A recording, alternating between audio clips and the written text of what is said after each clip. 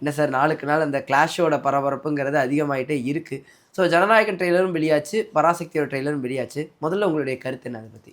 2 ட்ரெய்லருமே நல்லாயிருக்கு. அதான் ஓகே. இது ஒரு ஜானர், அது ஒரு ஜானர். 2மே நல்லாயிருக்கு. விஜய் படத்தினுடைய ஜானர் வந்து அவருடைய ரசிகர்கள் கொண்டாடிட்டு இருக்காங்க. சிலருக்கு 1, 2 கருத்துக்கள் மாறுபட்டதா இருக்கலாம். பட் விஜயை அவங்க எப்படியெல்லாம் பார்க்கணும்னு நினைக்கிறாங்களோ, அப்படி படம் முழுக்க அவர் வராரு. ஆமா. நீங்க அந்த சின்ன ட்ரெய்லர்லயே அவ்வளவு அதகளம் பண்ணியிருக்கிறாரு அவரு. அப்போ படம் முழுக்க எப்படி இருக்குங்கிறத நம்ம யூகிச்சுக்கலாம். விஜய் ரசிகர்களுடைய கொண்டாட்ட பொங்கலா அது மாறியிருக்கு அந்த ட்ரெய்லரே.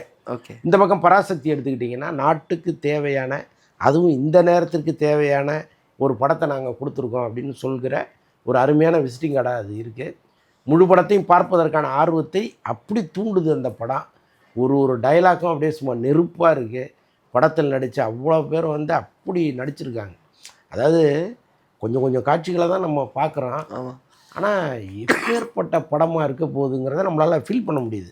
முக்கியமாக அந்த எல்லாமே படத்தில் இடம்பெற்ற அத்தனை பேரையும் நண்டு சுண்டைக்காயிலேருந்து எல்லாரையும் நம்ம பாராட்டணும் போல் இருக்குது. ஏன்னா ஒரு பக்கம் ஆர்ட் டைரக்ஷனு, ஆமாம், இன்னொரு பக்கம் வந்து காஸ்டியூம்ஸ், இன்னொரு பக்கம் மேக்கப்பு, இன்னொன்று இந்த ஆர்டிஸ்டுடைய ஆக்டிங்கு எல்லாமே எக்ஸலண்ட்டாக இருந்தது அந்த ட்ரெய்லர்.